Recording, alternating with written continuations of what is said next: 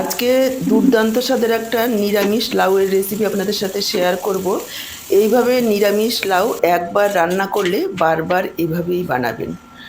নমস্কার বন্ধুরা, আমি সোমার রান্নাঘরে আপনাদের সবাইকে অনেক অনেক স্বাগত। এইভাবে নিরামিষ লাউ যদি গরমের দুপুরে রান্না করে নেন তাহলে আর কোনো কিছুরই দরকার পড়বে না, এক পদ দিয়ে খাওয়া হয়ে যাবে। আজকে দারুণ স্বাদের এই নিরামিষ লাউ রান্না করার জন্য আমাদের তো লাউ লাগছে। সব সময় কচি দেখে লাউ নেবেন। দেখুন, একটা মিডিয়াম সাইজের লাউ নিয়েছি, লাউয়ের ফুলটাও রয়েছে, আর নখ দেওয়ার সাথে সাথে নখটা বসে যাচ্ছে, তাহলে বুঝে নিতে হবে যে লাউটা কচি। লাউয়ের কিছুটা অংশ আমি কেটে নেব, পুরো লাউটা আমার লাগছে না। দেখুন, মাঝখান থেকে আমি কিছুটা কেটে নিয়েছি। আপনারা আপনাদের ইচ্ছে অনুযায়ী বা প্রয়োজন অনুসারে কম বেশি করে নিতে পারেন। লাউয়ের খোসা ছাড়িয়ে এইভাবে বড় বড় করে কেটে নেব। দর্শক বন্ধুরা, এইরকমই আরও অনেক লাউয়ের রেসিপি রয়েছে আমার এই সোমার রান্নাঘর চ্যানেলে, চাইলে দেখে নিতে পারেন। দেখুন, প্রথমে এইভাবে লম্বা করে পিচ করে নিয়েছি, তারপর এইভাবে একটু বড় টুকরো করে আমি কাটছি। আপনারা চাইলে আরেকটু ছোট করেও কাটতে পারেন, তবে এইভাবে বড় করে কাটলে খাওয়ার সময় বেশ ভালো লাগবে। লাউটা কাটার আগেই আমি ধুয়ে নিয়েছি, আর ধুবো না, সাথেই কেটে নিলাম একটা আলু বড় সাইজের, এভাবে ডুমু ডুমু করে কেটে নিয়েছি। আর সাথে নিয়েছি 50 গ্রাম পরিমাণ মটর ডাল। আমি এটা মটর ডাল দিয়ে করছি, আপনারা চাইলে মুগ ডাল, মুসুর ডাল অথবা ছোলার ডাল দিয়েও করতে পারেন। চলে এসেছি মূল রান্নায়। গ্যাস অন করে দেখুন, আমি প্রেশার কুকার বসিয়ে দিয়েছি, দিয়ে দিলাম সর্ষের তেল। আমি রান্নাটা সর্ষের তেলে করছি, আপনারা চাইলে সাদা তেলেও করতে পারেন। তেল গরম হয়ে যাওয়ার পর লাউ আর আলুগুলোকে দিয়ে দেব। খুব সহজে অল্প সময়ে রান্নাটা করতে পারবেন, বেশি সময় রান্নার কাছে দাঁড়িয়েও থাকতে হবে না। এবার লাউ আর আলুটাকে ভেজে নেব। প্রায় 4-5 মিনিট, 2-3 মিনিট সময় নিয়ে মিডিয়াম ফ্লেমে এইভাবে নাড়াচাড়া করে লাউটাকে একটু ভেজে নেব। তবে খুব বেশি কড়া করে ভাজার প্রয়োজন নেই, হালকা ভাজবো। এইভাবে একটু ভেজে নিলে লাউটা খেতে ভালো লাগবে।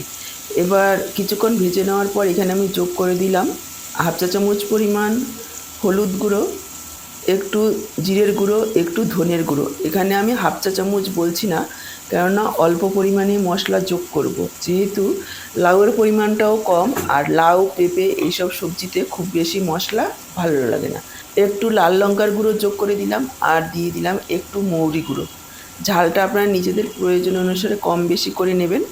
এবার আরও কিছুক্ষণ এইভাবে ভাজা ভাজা করে নেব, যাতে মশলার কাঁচা গন্ধটা চলে যায়।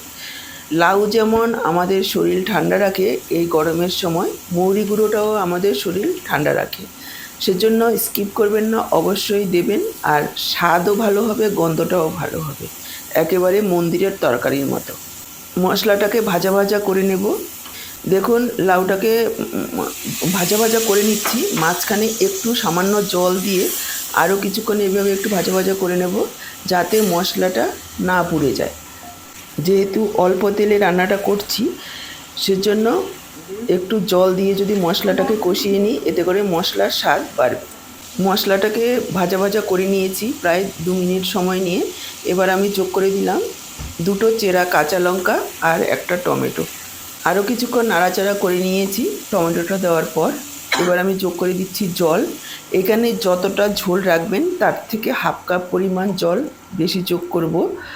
যদিও লাউ সেদ্ধ হতে খুব বেশি একটা জলের প্রয়োজন হয় না, ঝোল যতটা রাখবেন তার থেকে 1/2 কাপ বেশি জল যোগ করবেন। কেন বলছি সেটা পরেই বুঝতে পারবেন। এবার মিশিয়ে নিয়ে এখানে আমি যোগ করে দিচ্ছি 1/2 চা চামচ চিনি। যেহেতু লাউ নিরামিষ, একটুখানি চিনি দিলে খেতে ভালো লাগবে।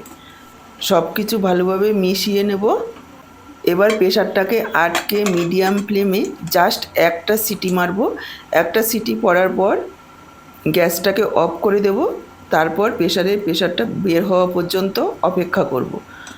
দেখুন, একটা সিটি পড়ার পর গ্যাসটাকে অফ করে দিয়েছি, তারপর প্রেশারটা বের হওয়া পর্যন্ত অপেক্ষা করেছি। এবার আমি ঢাকনাটা খুলে নিলাম। লাউ আলু খুব সুন্দরভাবে সেদ্ধ হয়ে গেছে। দেখুন, একবার দেখিয়ে দিচ্ছি কতটা সুন্দরভাবে সেদ্ধ হয়ে গেছে। এদিকে 50 গ্রাম মটর ডাল প্রায় 3 ঘন্টা আগে ভালোভাবে ধুয়ে ভিজিয়ে রেখেছি। 3 ঘন্টা পর দেখুন ডালটা খুব সুন্দরভাবে ভিজে গেছে। নিয়ে নিচ্ছি মিক্সচার জারে, সাথে দিয়ে দিলাম 2টো কাঁচা লঙ্কা। এবার ডাল ভিজানোর জলটাই পরিমাণ মতো দিয়ে একটা পেস্ট তৈরি করে নিয়েছি। তারপর নিয়ে নিলাম বাটিতে ঢেলে, দিয়ে দিচ্ছি পরিমাণ মতো লবণ, সামান্য একটু হলুদ গুঁড়ো, 1/4 চামচ হিং দিয়ে দিচ্ছি, এতে করে স্বাদটা ভালো হবে। দিয়ে দিলাম 1/2 চা চামচ আদা বাটা। এবার ডালটাকে 1-2 মিনিট সময় নিয়ে এভাবে ফেটিয়ে নেব। যত ভালোভাবে ফেটানো হবে তত বড়াগুলো ফুলবে। এভাবে ফেটাতে ফেটাতে যখন দেখবেন ডালটা যেরকম বাটা ছিল তার থেকে একটু পাতলা হয়ে গেছে আর কালারটাও ফ্যাকাশে হয়েছে, তখন বুঝে নিতে হবে ডালটা ভালোভাবে ফেটানো হয়ে গেছে। ডাল ফেটানো হয়ে গেছে। এদিকে গ্যাস অন করে কড়াই বসিয়ে দিয়েছি, দিয়ে দিলাম সর্ষের তেল। তেল গরম হয়ে গেছে, বড়াগুলো ভেজে নেব। দিয়ে দিলাম বড়াগুলো।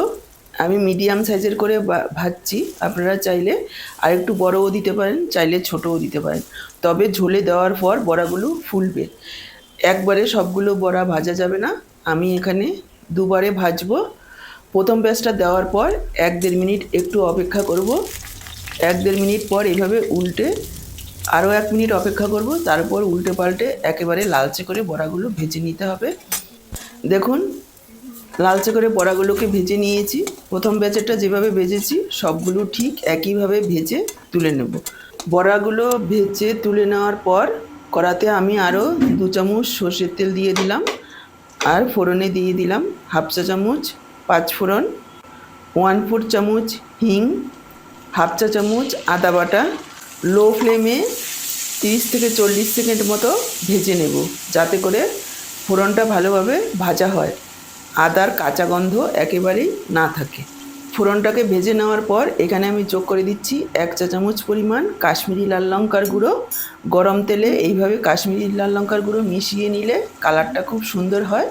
আমি কালারটাকে সুন্দর করার জন্য দিয়েছি, এটা সম্পূর্ণ অপশনাল, এতে স্বাদের কোনো পরিবর্তন হবে না, আপনারা চাইলে নাও দিতে পারেন। লঙ্কার গুঁড়োটাকে মিশিয়ে নেওয়ার পর সেদ্ধ করে রাখা লাউ আর আলু ঝোলটা এখানে ঢেলে দিলাম। এভাবে 2বার ফোড়ন দেওয়ার কারণে স্বাদটা অনেক গুণ বেড়ে যাবে। আরও একবার মিশিয়ে নেব সব কিছু একসঙ্গে। তারপর ভেজে রাখা বড়াগুলো দিয়ে দিলাম। এ কারণেই বলেছিলাম যে ঝোলের পরিমাণটা একটু বেশি পরিমাণে দেবেন, কেননা বড়ার তরকারি রান্না করার সময় যদি জলের পরিমাণটা কম দেওয়া হয় তাহলে বড়া দেওয়ার পর সমস্ত ঝোল টেনে নিলে পরে আর ঝোল না থাকলে পরে জল দিলে সেই ঝোলটা আর খেতে ভালো লাগবে না মশলা ছাড়া। সে কারণে প্রথমে মশলাটা পরিমাণ মতো দিয়ে ঝোলটাও পরিমাণ মতো দিয়ে নিতে হবে। ঢাকা দিয়ে জাস্ট 2 মিনিট ফোটাবো, খুব বেশি সময় ফোটানোর দরকার নেই, তাহলে বড়াগুলো ভেঙে যেতে পারে। যেহেতু বড়াগুলো ভালোভাবে ফেটানো রয়েছে, খুব নরম হয়েছে বড়াগুলো, জাস্ট 2 মিনিট ফুটিয়ে নিয়ে এখানে দিয়ে দিচ্ছি ধনেপাতা কুচি। এবার গ্যাসটাকে অফ করে দেব। এখানে স্বাদ অনুযায়ী দিয়ে দিলাম একটু লবণ, আরও একবার মিশিয়ে নিলাম। এবার ঢাকা দিয়ে 5 মিনিট রেখে দেব গ্যাসটাকে অফ করে, যাতে ধনেপাতার গন্ধটা ভালোভাবে মিশে যায়। 5 মিনিট পর দেখুন কতটা লোভনীয় হয়েছে দেখতে, খেতেও অসাধারণ হয়। এইভাবে লাউ আলু দিয়ে বড়ার ঝোল রান্না করে নিলে গরম গরম ভাতের সাথে আর কিছুই লাগবে না। গরম ভাত দিয়ে তো ভালো লাগবেই, রুটি পরোটার সাথেও আপনারা খেতে পারেন। দেখেই বুঝতে পারছেন যে কতটা লোভনীয় হয়েছে দেখতে, খেতেও অসাধারণ হয়। বাড়িতে অবশ্যই একবার ট্রাই করবেন, আর বাড়িতে বানিয়ে খেলে একেবারে কমেন্ট বক্সে জানাতে ভুলবেন না যে আপনাদের কেমন লাগলো। দেখুন বড়াগুলো কতটা সুন্দরভাবে নরম হয়ে গেছে। মাছের তরকারি দরকার পড়বে না, এভাবে লাউ আলুর ঝোল যদি রান্না করেন ডালের বড়া দিয়ে, একেবারে তৈরি আমাদের লাউ আলু দিয়ে বড়ার ঝোল। গরমের দুপুরে পারফেক্ট। আজকের পুরো ভিডিওটা দেখে কেমন লাগলো কমেন্ট বক্সে জানাতে ভুলবেন না। ভালো লাগলে অবশ্যই একটা লাইক করে শেয়ার করে দেবেন। ফেসবুক থেকে ভিডিওটা দেখে থাকলে আহারে বাহার রান্নাঘর পেজটাকে ফলো করার ফেসবুক থেকে ভিডিওটা দেখে থাকলে সোমার রান্নাঘর পেজটাকে ফলো করার অনুরোধ রইল। আজকে এই পর্যন্ত, আবার দেখা হবে এরকমই দারুণ টেস্টি ঘরোয়া কোনো রেসিপির সাথে। সবাই ভালো থাকুন, সুস্থ থাকুন, আপনাদের সব্বার সুস্থতা কামনা করে এখানেই শেষ করছি।